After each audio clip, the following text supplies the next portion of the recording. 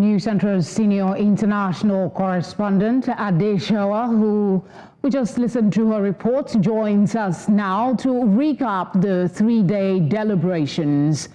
Adesewa, are there any real indications that this conference will translate to better security in the region?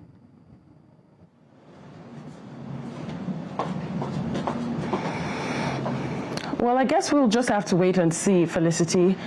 What is clear, though, is that the governors of the affected regions of the Lake Chad Basin region by Boko Haram crisis appear to be committed to making sure that the changes and the dialogue and the commitments that they've made would be implemented. Let me just quickly go through a list of some of the things that perhaps is an indication that it might actually translate to the ending of insecurity in the region.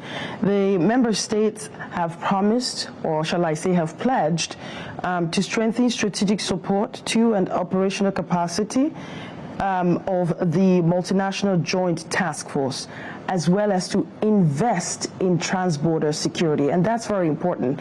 I am sure you're aware that there are times that we've heard of complaints that some of our soldiers are being asked to go and fight insurgency with next to nothing to do it. So we're hearing of investments in trans-border security, and that means that if the MNJTF is strengthened, there would be better manning of the borders, and perhaps that would also deter some of these criminal activities.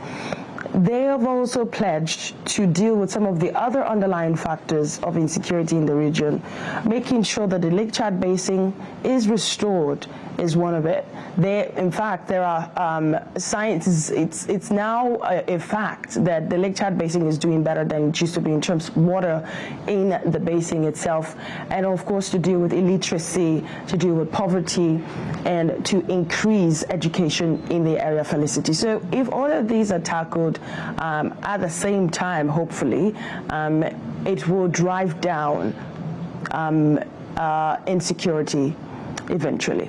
I guess that's the big hope. But something very strategic that the governor of Borno State talked about as one of the biggest challenges of the Northeast, and that is bad governance. What does he mean by that? He is a governor. One would think that they would have the solutions.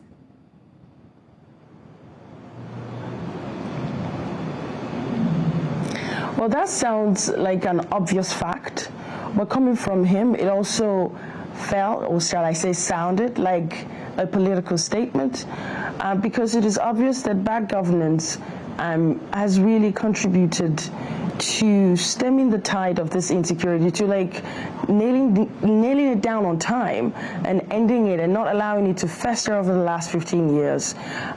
So he may be talking more, he may be saying less than we need to hear from him, but he certainly knows something that perhaps is not yet out there. And if you look back at some of the things politically that has happened in the state and in the region, perhaps he's also referring to the fact that since I took over, or since my predecessor began some of the processes that has led to the stability that is now being enjoyed in Borno State, I have taken it from point A to point B. And one of the reasons why it has gotten from point A to point B is because I have done X, Y, Z.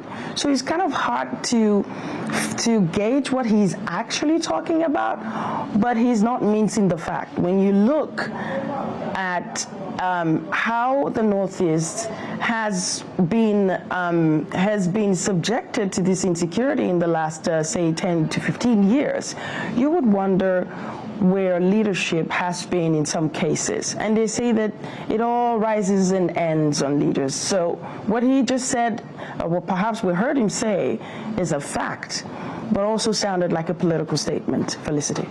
Like you're saying, it is curious coming from a governor himself, and it is a subject, I think, that deserves further interrogation. But for the time we have, I guess we'll have to say thank you for now, and maybe when you come back, we'll talk more about it. Thank you for the update.